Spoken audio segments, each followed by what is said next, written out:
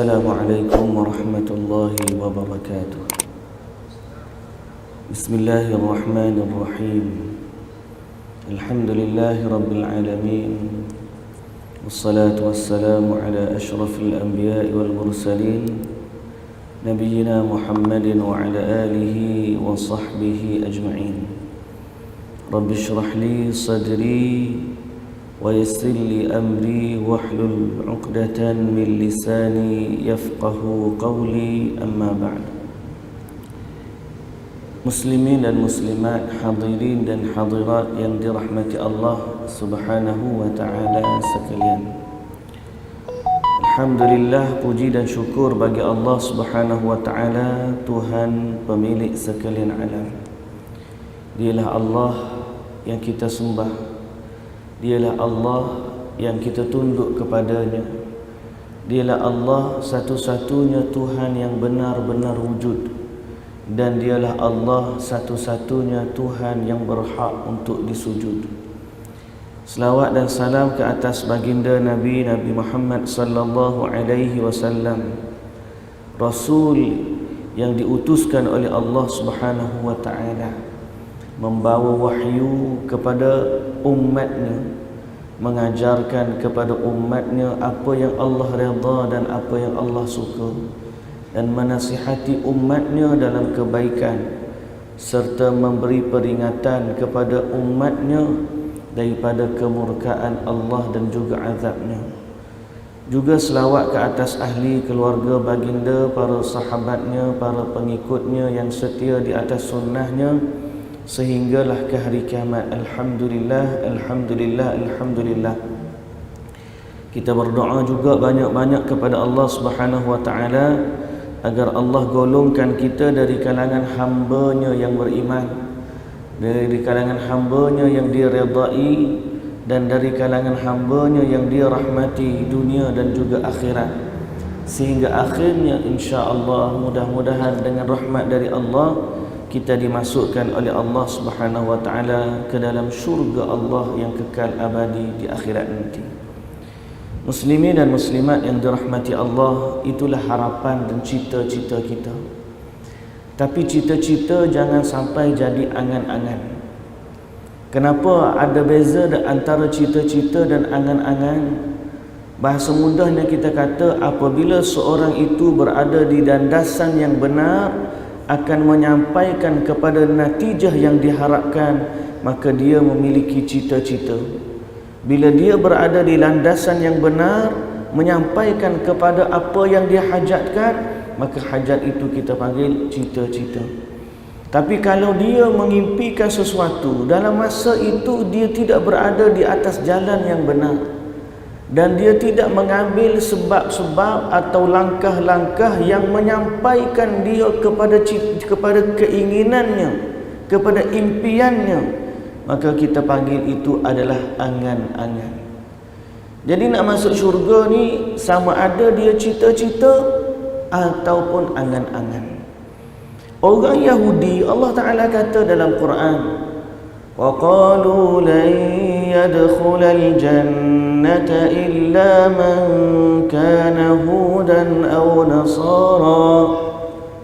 Yahudi dan Nasrani berkata, tidak akan masuk syurga melainkan Yahudi dan Nasrani. Makna pada mereka jalan syurga adalah dengan jadi Yahudi, jalan syurga adalah dengan jadi Nasrani. Apa Allah Ta'ala kata? Tilka amaniyuhum, itulah dia angan-angan mereka. Qul hatu burhanakum in kuntum sadiqin. Katakanlah kepada mereka yang mendakwa itu, datangkanlah bukti bahawa hanya Yahudi dan Nasrani saja yang akan masuk syurga kalau mereka benar dalam dakwaan itu. Tapi Allah Ta'ala kata, bala man aslama wajhahu lillahi wa huwa muhsin. Bahkan yang masuk syurga sebenar-benarnya ialah orang yang menyerahkan dirinya kepada Allah dalam keadaan dia melakukan amalan kebaikan. Jadi kalau nak masuk syurga, mesti berpijak pada jalan yang benar. barulah dia jadi cita-cita.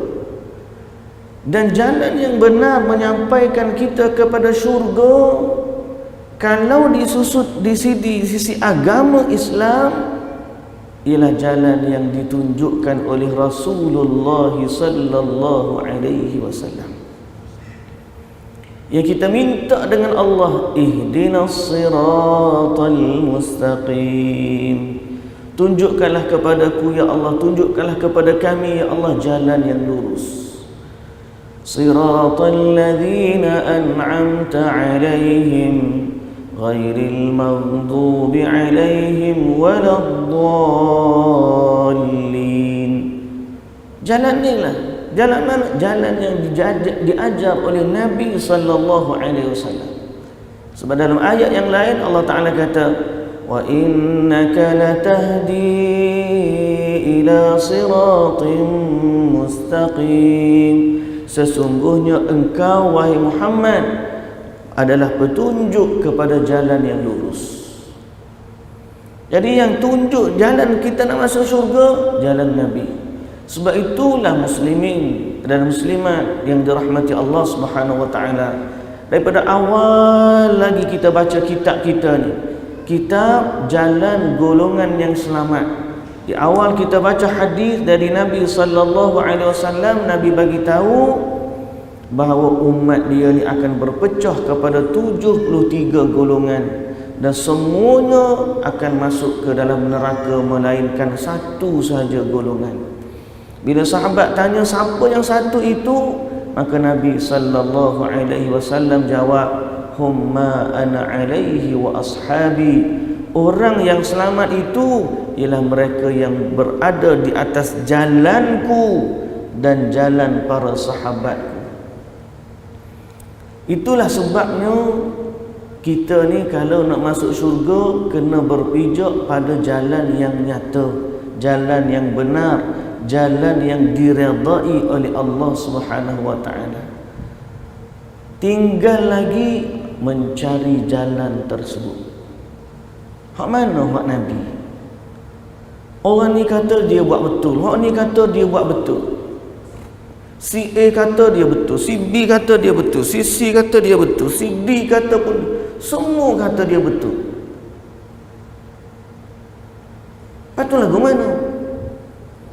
Dalam Quran pun kata-kata Qul kullun ya'malu ala syakilatihi farabbukum a'lamu biman huwa ahda sabila.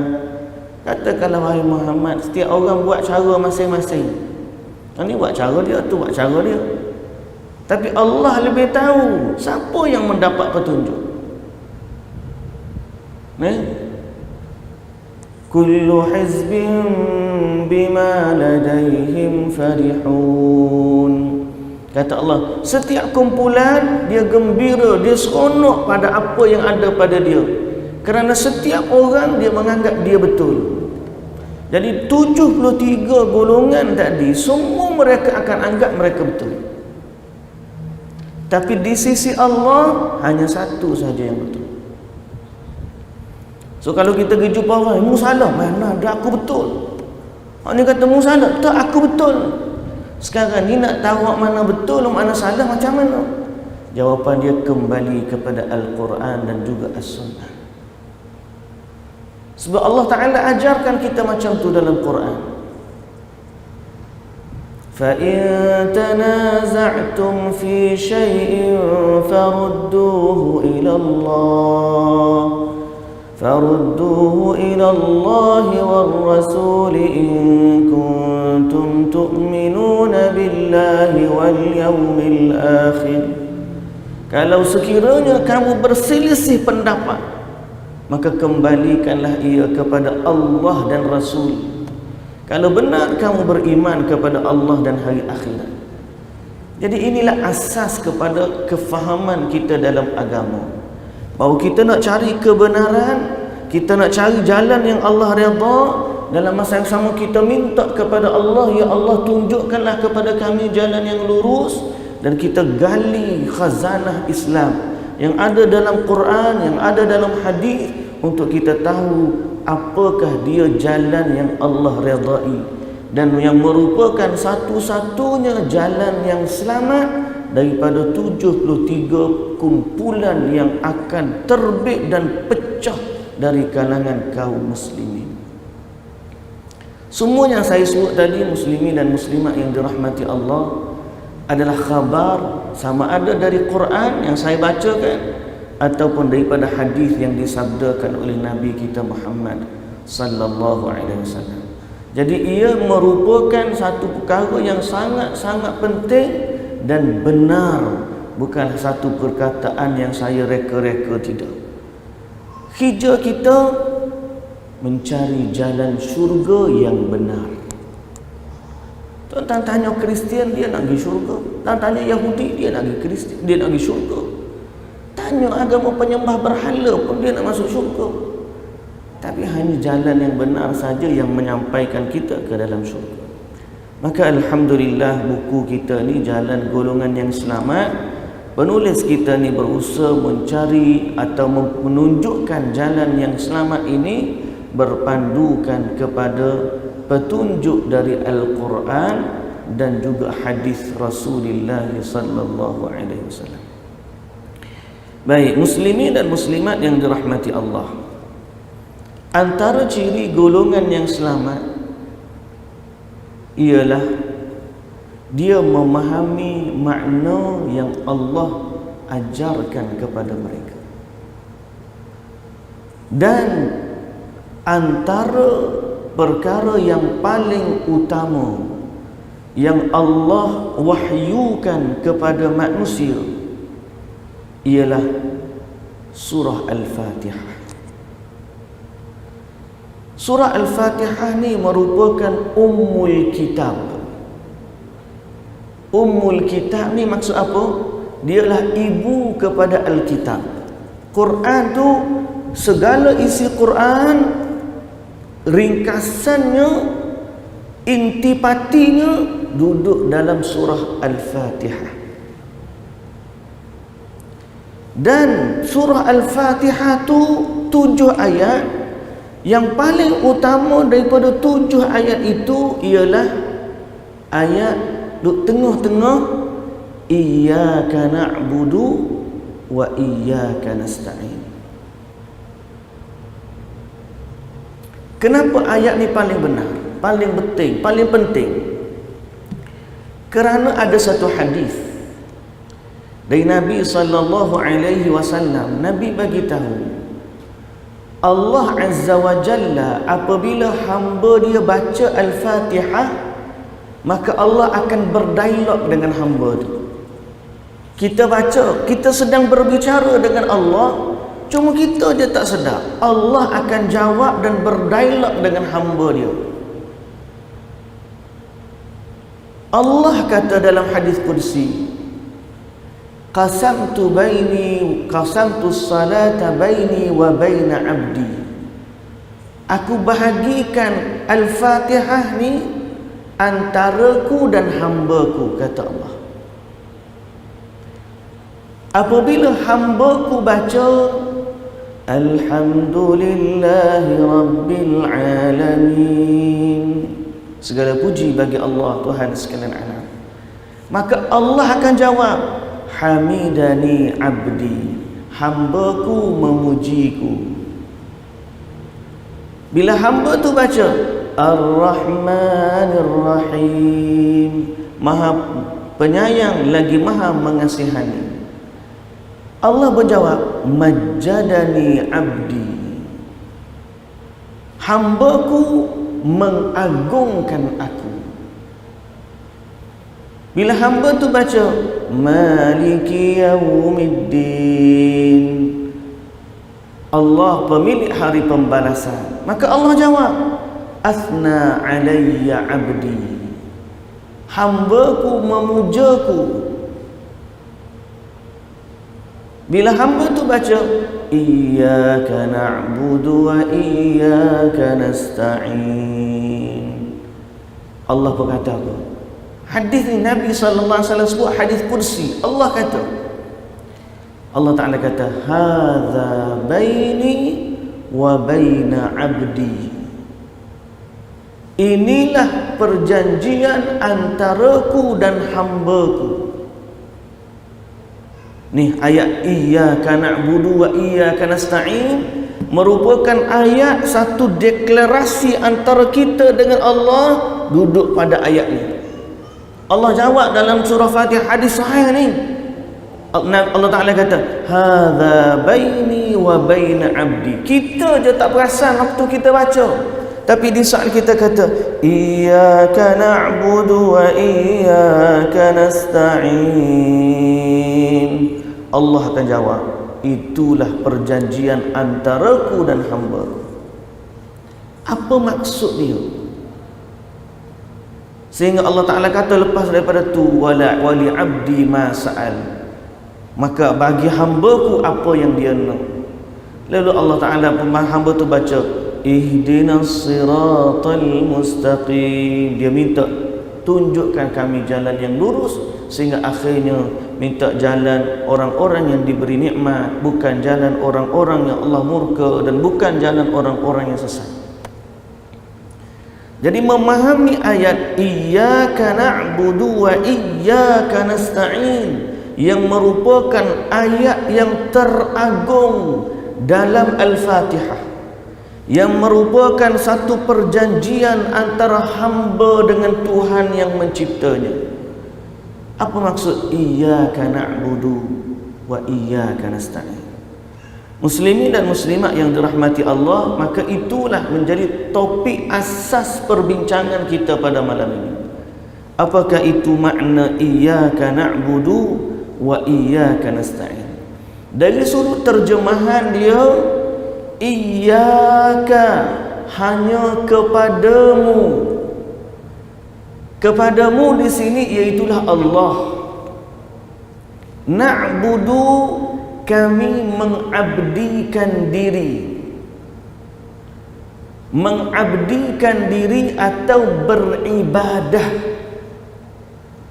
Dalam istilah yang lebih mudah difahami, ibadah bila berkait dengan agama. Kalau dari sudut ni kita kata hamba abdi, tapi bila hamba memperhambakan diri kepada Allah, kita panggil ibadah. Jadi bahasa mudah, iyyaka na'budu, hanya kepadamu ya Allah kami mengabdikan diri dengan ibadah. Wa iyyaka nasta'in, dan hanya kepadamu ya Allah kami memohon pertolongan. Ayat ni faham betul-betul. Ni baru terjemahan baru. Iyyaka na'budu wa iyyaka nasta'in, hanya kepadamu ya Allah kami mengabdikan diri dengan ibadah, dan hanya kepadamu ya Allah kami memohon pertolongan. Apa maksud pernyataan ini? Muslimin dan muslimat yang dirahmati Allah, okey, ibadah yang dimaksudkan oleh ayat ini adalah ibadah dalam erti yang luas. Bererti ayat ni menunjukkan bahawa semua bentuk ibadat kita secara keseluruhannya hanya layak untuk dipersembahkan kepada Allah. Apa ibadat? Salat. Salat hanya untuk Allah. Apa ibadat? Nazar. Nazar hanya untuk Allah. Apa lagi ibadat? Puasa. Puasa hanya untuk Allah. Rukuk hanya kepada Allah. Sujud hanya kepada Allah. Tawakal hanya kepada Allah. Doa. Doa ibadat tak doa? Doa ibadat. Nabi sallallahu alaihi wasallam sebut ad-du'a huwal ibadah. Nabi sallallahu alaihi wasallam kata doa itulah ibadah. Jadi doa pun hanya kepada Allah. Erti iyyaka na'budu ialah semua bentuk ibadah, salat, nazar, menyembelih korban, tawakal, harapan, minta rezeki, minta panjang umur, semua itu doa, dan doa adalah hanya untuk Allah. Siapa yang pergi buat ibadat dia kepada selain Allah, maka dia telah bertentangan dengan ayat ini. Kalau dia salat kepada selain Allah, ayat ni dilawan ayat ni. Kalau dia berdoa kepada selain Allah, dia lawan ayat ni. Kalau dia menyembelih korban kepada selain Allah, dia lawan ayat ni. Bila dia lawan ayat ni, dia telah melawan ayat atau perjanjian antara dia dengan Allah Subhanahu wa taala. Dan orang yang melanggar perjanjian yang paling utama dengan Allah Subhanahu wa taala, dia adalah orang yang kufur dan akan dihukum dengan seberat-berat azab. Muslimin dan muslimat yang dirahmati Allah, sebagaimana salat adalah ibadah yang tidak boleh ditujukan kepada Rasul ataupun wali. Salat ibadat boleh tak kita ibadat salat kita ni, kita sahaja aku salat untuk Rasul, sahaja aku salat untuk wali? Tak boleh. Kerana qul inna salati wa nusuki wa mahyaya wa mamati, katakanlah salatku, sembelihanku, hidupku, matiku, semua ni untuk siapa? Qul inna salati wa nusuki wa mahyaya wa mamati wa mahyaya wa mamati lillahi rabbil alamin. Salat kita untuk Allah, sembelihan kita untuk Allah, hidup kita untuk Allah, mati kita untuk Allah. Semua bentuk ibadat hanya berhak dipersembahkan kepada Allah. Itulah makna iyyaka na'budu wa iyyaka nasta'in. Jangan dipersembahkan kepada selain Allah, walaupun Rasul, walaupun wali. Wali itu dia jadi wali kerana Allah. Kekuasaan dia pada dia adalah kekuasaan Allah. Bukan dia yang berkuasa, tapi Allah yang berkuasa. Bila kamu minta sesuatu, jangan minta kepada wali, sebaliknya mintalah dengan Allah yang maha berkuasa. Habis bahagian daripada orang, bila dia tengok sesuatu yang ajaib, dia anggap perkara itu boleh memakbulkan doa dia. Lalu dia berdoa kepada wali, dia berdoa kepada perigi, pergi ke kubur, pergi ke kubur, pergi ke perigi, pergi ke batu, pergi ke bukit, pergi ke pokok. Lalu mereka berdoa kepada selain Allah. Perkara itu berlawanan dengan ayat iyyaka na'budu wa iyyaka nasta'in. Jangan. Sayangilah perjanjian kita dengan Allah. Jangan langgar perjanjian kita dengan Allah Subhanahu wa taala. Rasulullah sallallahu alaihi wasallam bersabda, da'watu dhinnuni idza da'a biha wa huwa fi batnil hut, la ilaha illa anta subhanaka inni kuntu minadh zalimin. Doa yang dibaca oleh Nabi Dhinnun, yakni Nabi Yunus, ketika berada dalam perut ikan. La ilaha illa anta, tiada Tuhan yang berhak disembah melainkan Engkau. Subhanak, Maha suci Engkau ya Allah. Subhanak inni kuntu minadh zalimin, sesungguhnya aku termasuk orang-orang yang zalim. Kata Nabi sallallahu alaihi wasallam, tidaklah seorang muslim pun berdoa dengannya untuk meminta sesuatu apapun kecuali Allah akan mengabulkan doanya. Muslimin dan muslimat yang dirahmati Allah, jadi jelas kepada kita ayat ni menunjukkan segala bentuk ibadat kita jangan dipersembahkan kepada Allah. Tapi pak kita ni banyaknya, bukan pak kita lah, manusia ni kebanyakan dia akan ulang benda yang sama. Apa dia ulang benda sama? Dia akan sembah benda-benda yang lebih kurang je. Pokok, batu. Habis batu tu, batu lain pula mari. Habis batu lain, batu tu pula mari. Kesalahan dia dalam doa. Kebanyakannya kita tak jumpa orang pergi solat, ambil solat 5 waktu tu pergi menghadap benda lain. Biasa tak jumpa. Tak ada orang solat 5 waktu menghadap batu, pokok dan Tapi biasanya orang mudah dipesongkan dengan doa. Doa ni ibadah. Satu. Yang kedua, jangan juga menyertai ritual ibadat orang kafir. Bila kita kata ibadatku hanya kepada Allah, maka segala bentuk ritual ibadat hanya layak untuk dipersembahkan kepada Allah.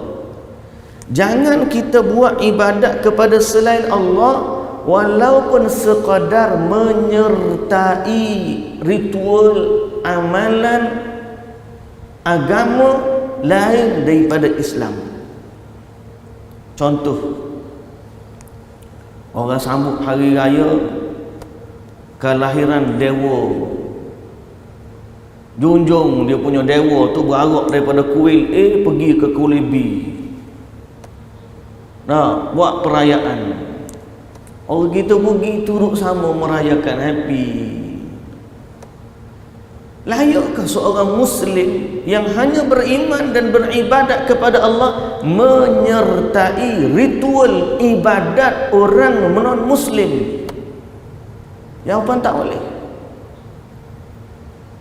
Orang sambut perayaan dia ni ada makanan, angkat makanan tu, campur-campur tu, murah rezeki, tambah sihat. Minta dengan siapa murah rezeki tu?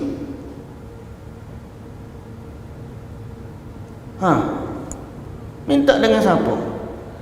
Kalau minta dengan Allah, kita ada tempat nak minta dengan Allah, solat kita. Kalau hak duk angkat tu, dia minta dengan dewa prosperity dia, dewa kekayaan dia. Kita pergi duduk menyertai ibadat dia. Boleh ke tak boleh? Jawapan dia tak boleh, sebab iyyaka na'budu wa iyyaka nasta'in. Sebab kita dah declare hanya kepadamu ya Allah aku sembah, hanya kepadamu ya Allah aku minta tolong.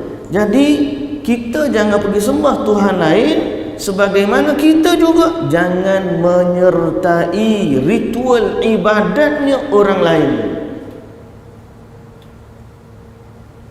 Nak kena faham maksud iyyaka na'budu wa iyyaka nasta'in. Dan jangan minta doa kepada selain dari Allah. Pergi ke kubur keramat minta doa dengan tuan kubur. Dia kata kita tak minta dengan tuan kubur, kita minta dengan Tuhan. Cuma tuan kubur ni sebab dia wali, kita minta dengan dia, dia minta dengan Allah. Pandai dia jawab macam tu. Kalau jawapan skema lagu tu, Allah kata sama skema dia dengan orang-orang yang penyembah berhala. Penyembah berhala jawab macam tu juga. Kami tahu berhala tu tak boleh bercakap, tak boleh meminta. Cuma berhala tu perantara saja. Kami minta kepada berhala supaya permintaan kami didengar oleh Tuhan. Ma na'buduhum illa liyuqarribuna ila Allahi zulfa.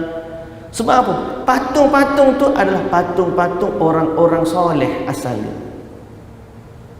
Dulu Dia tak buat kubur, dia buat patung. Orang soleh tu mati, kubur, dia buat patung berupa macam orang soleh. Lalu instead sebalik dia pergi duduk minta kubur, dia tak minta kubur, dia minta dengan gambar tuan orang soleh tu. Wahai syekh fulan, doalah kepada Allah supaya Allah ni kabulkan hajat kami. Tuan ingat patung tu buat saja-saja patung. Tak, patung tu ada signifikan dia. Pasal apa? Dia anggap patung tu perantara antara dia dengan Allah. Maka Allah tak bagi. Lalu sebagaimana tidak boleh menjadikan perantara patung tu antara manusia dengan Allah, begitulah juga tidak boleh menjadikan perantara kubur sebagai perantara antara Allah dengan hamba-Nya.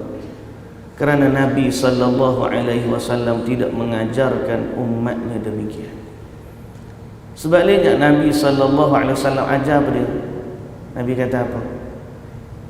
Nabi tajar kepada Abdullah ibn Abbas, ya ghulam, ihfazillah yahfazka. Wahai anak muda, kamu jagalah Allah, nescaya Allah akan jaga kamu.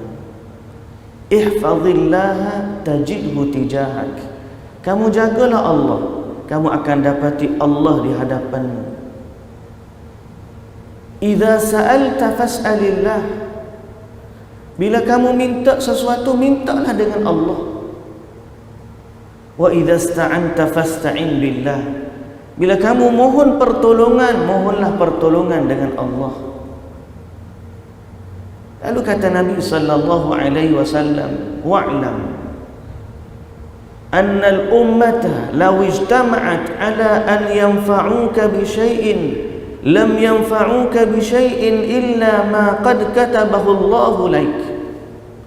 Ketahuilah, sekiranya seluruh umat ini berpakat nak memberikan satu manfaat kepadamu, tidak akan dapat mereka memberikan manfaat melainkan apa yang Allah telah tulis untukmu.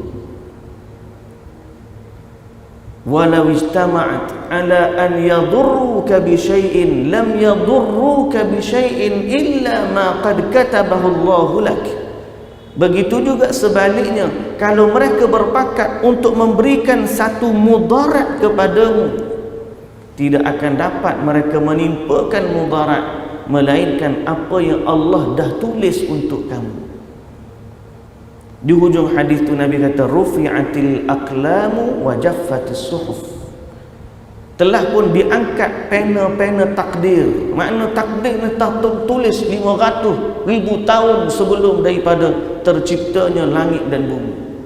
50,000 tahun sebelum terciptanya langit dan bumi.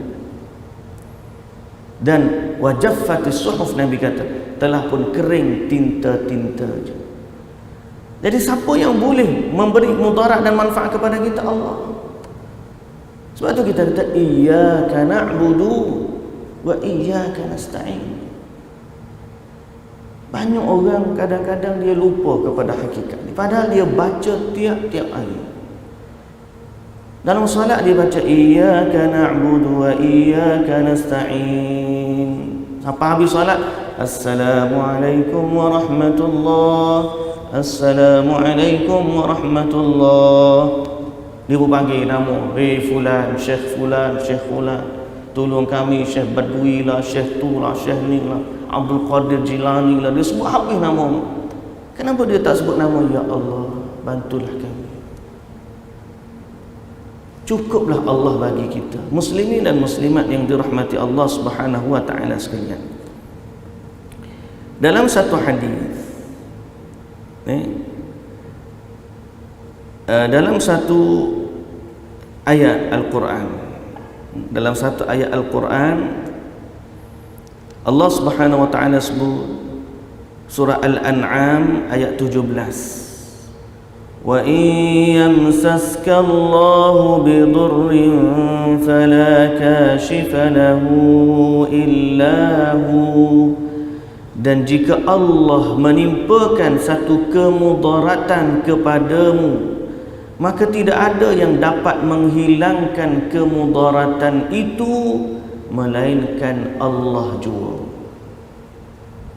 Ini kalau ada mudarat, nak minta tolong siapa yang menghilangkan mudarat? Allah sahaja.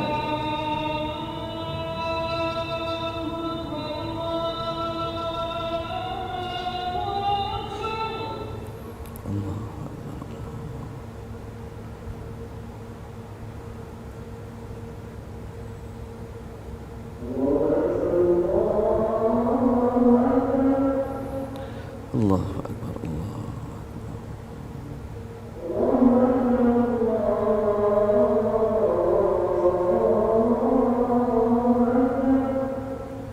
Allahu Akbar, Allah.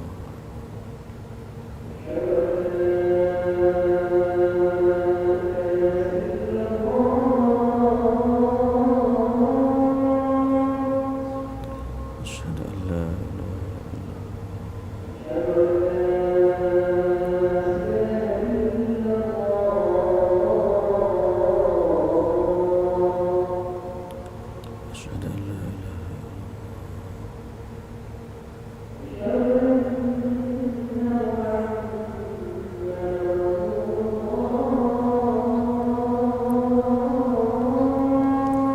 أشهد أن محمدا رسول الله.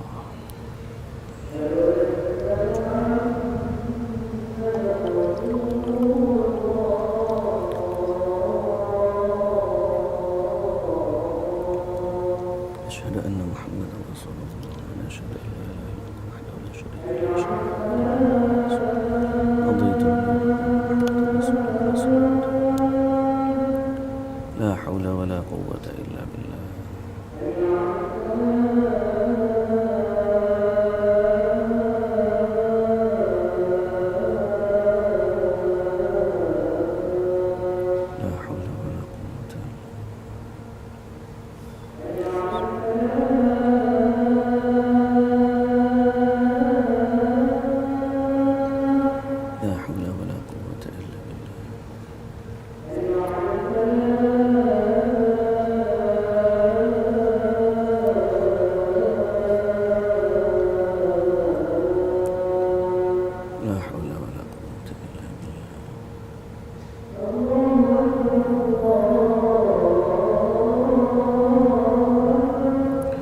Allahu Akbar, Allah.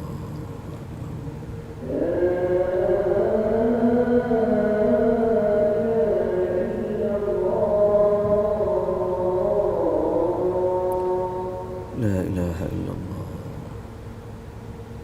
Allahumma salli ala Muhammad wa ala ali Muhammad. Allahumma rabb hadhihi ad-da'wati at-tammati was-salati al-qa'imati Muhammadan was-salatu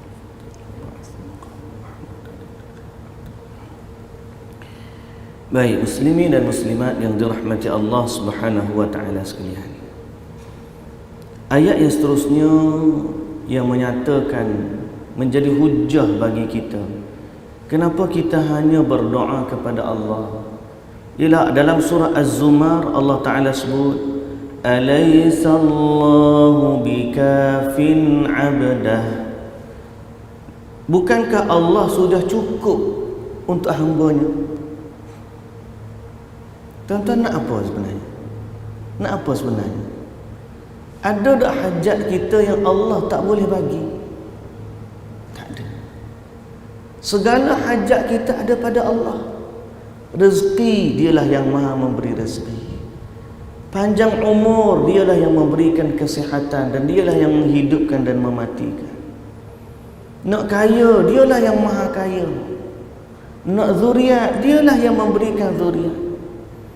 Nak keselamatan Dialah yang mukmin memberi keamanan. Dialah Al-Muhaimin yang memberikan pemeliharaan.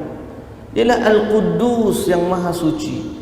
Dialah As-Salam yang maha sejahtera. Nak apa? Nak mengalahkan kekuasaan orang yang berkuasa. Dialah Al-Jabbar Al-Mutakabbir. Raja pun tunduk pada kekuasaan dia. Semua makhluk tunduk pada kekuasaan dia. Kita nak apa? Sehingga Allah Ta'ala kata dalam surah Az-Zumar, Alaihissallahu bikafin 'abdah. Bukankah Allah sudah cukup untuk hamba-hambanya? Dan Allah Subhanahu wa taala juga mengajar kita, atau dalam hadis Nabi sallallahu alaihi wasallam ajar kita untuk baca doa, hasbi Allah, cukuplah Allah bagiku, la ilaha illahu, tidak ada Tuhan melainkan Dia, alaihi tawakkaltu wa huwa rabbul arsyil azim, kepada Allah sahajalah aku bertawakal. Pasal apa? Cukup Allah bagi. Tuan-tuan nak apa dalam doa? Nak apa? Ada alasan seorang hamba perlu berdoa kepada selain Allah? Allah tak dengar, Allah Maha mendengar. Allah tak tengok, Allah Maha melihat. Allah tak tahu, Allah tahu sebelum hamba tu ucap dalam hati tu, Allah tahu. Lepas tu yang hebat lagi, ilmu Allah ni, dia tahu apa yang baik bagi kita lebih daripada kita sendiri. Sehingga dalam hadis Nabi sallallahu alaihi wasallam sebut, ada hamba berdoa A, Allah bagi kepada dia B, sebab Allah tahu B lebih baik untuk hambanya. Ada yang Allah Ta'ala tak bagi di dunia, Allah simpan pahala doa tu sampai akhirat. Di akhirat Allah bagi dengan pahala yang berganda-ganda daripada apa yang dia minta. Sebab bila Allah Ta'ala sayang kepada seorang hamba, Allah bagi kebaikan kepada dia. Jadi balik kepada isu dia, perlu tak kita doa kepada selain Allah?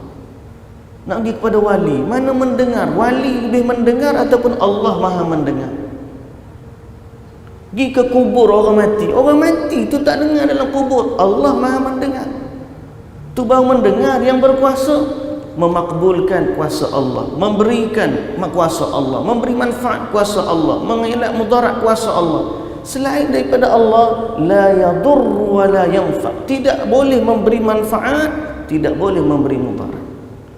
Jadi sebab tu muslimin dan muslimat yang dirahmati Allah, memahami ayat iyyaka na'budu wa iyyaka nasta'in sangat penting. Banyak orang berdoa guna nama Syekh Abdul Qadir Al-Jailani. Syekh Abdul Qadir Al-Jailani ni orang saleh yang sangat-sangat famous, sehingga banyak dia disalahgunakan namanya, padahal dia tak suruh pun orang minta dengan dia.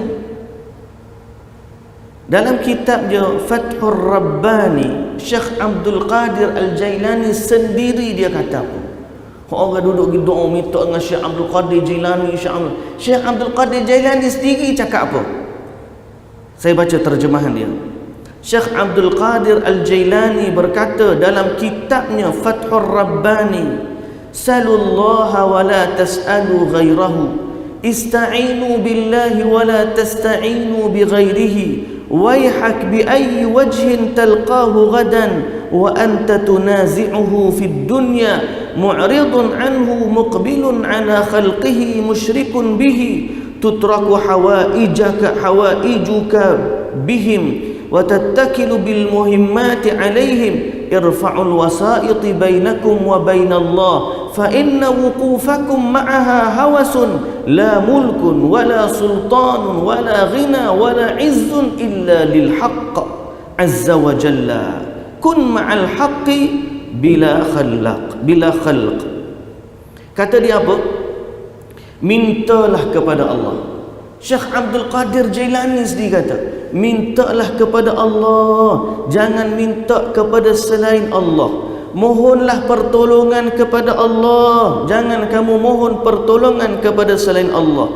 Celakalah kamu di mana kamu letak mukamu nanti ketika menghadap Allah di akhirat. Jika kamu menentang Allah di dunia, berpaling dari Allah di dunia, menghadap kepada makhluknya, meminta kepada makhluknya dan menjadikan makhluknya sekutu bagi Allah, di mana kamu nak letak muka kamu di saat kamu kembali kepada Allah? Kalau sekiranya di dunia kamu berpaling dari Allah, kamu pergi menghadap makhluk dia. Allah ada tempat kita berdoa, tiba-tiba fulan diminta dengan wali. Allah ada tempat kita berdoa, tiba-tiba fulan minta dengan kubur. Allah ada tempat kita berdoa, tiba-tiba kita minta dengan perigi buta. Allah ada tempat kita berdoa, tiba-tiba kita minta dengan macam-macam lagi makhluk yang lemah. Kata Syekh Abdul Qadir Al-Jailani, di mana kamu nak letak mukamu apabila menghadap Allah seandainya di dunia kamu berpaling dari Allah dan menghadapkan wajahmu kepada makhluk?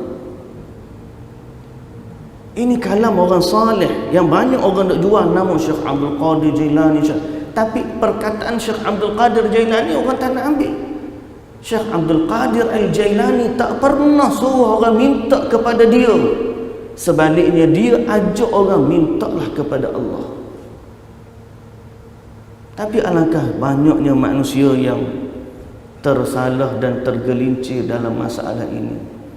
Semoga Allah Subhanahu wa taala memberikan taufik dan hidayahnya kepada kita, menjadikan kita faham tentang agama, dan menjadikan lisan kita bila kita kata iyyaka na'budu wa iyyaka nasta'in, faham, hati kita faham perkataan lisan, dan anggota kita beramal bahawa ibadatku hanya kepada Allah dan doaku juga hanya kepada Allah Subhanahu wa taala.